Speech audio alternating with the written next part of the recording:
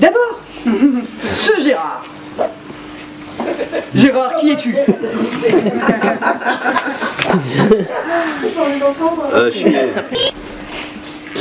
Toine et le vent. Mais Toine, dis donc Gérard, c'est pas un prénom ça, Toine? C'est Antoine. Mais c'est un diminutif.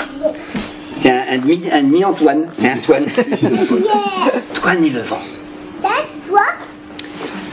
C'est un beau jour d'été.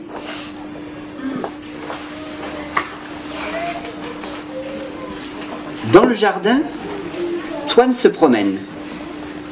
Un grand jardin. Plein de choses à découvrir. Des plantes, des fleurs, de toutes les couleurs. Le potager de maman, des insectes bizarres, des oiseaux rigolos.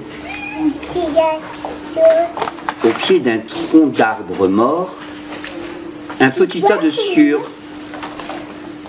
Des fourmis en train de creuser des galeries pour s'abriter. Toine contemple le spectacle. Très occupé par ses observations, il ne s'est pas rendu compte que le temps change très vite. De gros nuages noirs ont recouvert le ciel petit à petit et l'air est devenu plus frais. Soudain, un vent terrible se précipite sur le jardin.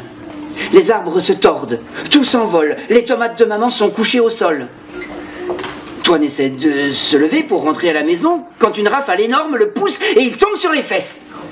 Il essaie encore une fois, mais le vent, si câlin d'habitude, souffle de plus en plus fort. Des branches d'arbres dégringolent, craquent de partout. Les yeux pleins de poussière, Toine n'y voit plus rien. Alors il se met en colère. Une grosse colère. Une colère qui monte. Une énorme colère qui éclate contre ce vent stupide. Ça suffit! Tu m'énerves!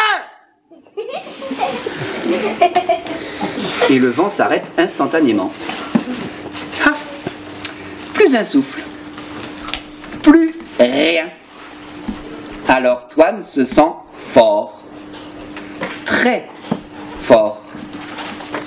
Il a dominé le vent. Les jours suivants, l'inquiétude gagne la terre entière. Plus aucun vent nulle part. On réunit les plus grands savants, les meilleurs experts en météo. Personne ne comprend. Toine est le seul à savoir.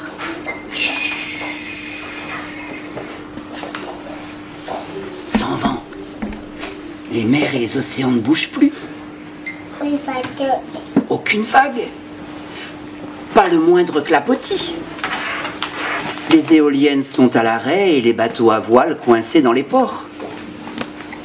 Sans vent, les cerfs-volants se traînent lamentablement au sol. Les plages deviennent tristes. Tristes. Sans vent, plus de nuages qui amènent la pluie. L'eau commence à manquer. Pire, sans vent, les graines et les pollens ne peuvent plus voyager. Rien ne pousse. Ni fleurs, ni fruits, ni légumes. Bientôt, il n'y a plus grand-chose à manger.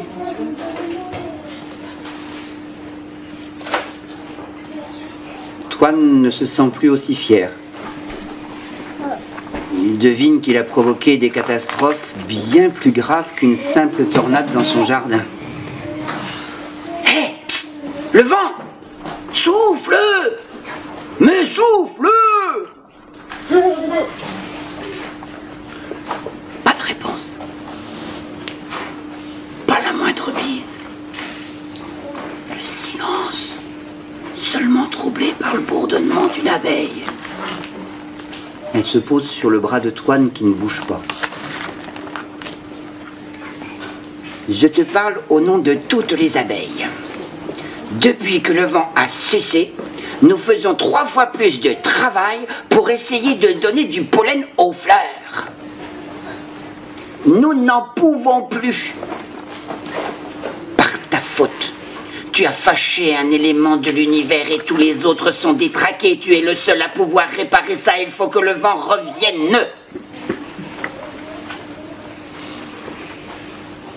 Avec des larmes dans la voix, Toine bredouille. J'ai essayé, mais ça marche pas. Essaye encore. C'est ta grosse colère qui l'a vexé. Il boude. Toi seul peux trouver les mots pour le calmer. C'est quoi calmer? Toine est retourné près du vieux tronc d'arbre. Vent, s'il te plaît, écoute-moi. Je fais une grosse bêtise. Ce que Toine a dit au vent, on ne le sait pas. C'est une histoire entre eux. On sait seulement que le vent a écouté et compris. L'automne arrivait, lentement, tremblotante, hésitante. Une feuille de platane jaunie s'est élevée dans l'air, poussée par le vent.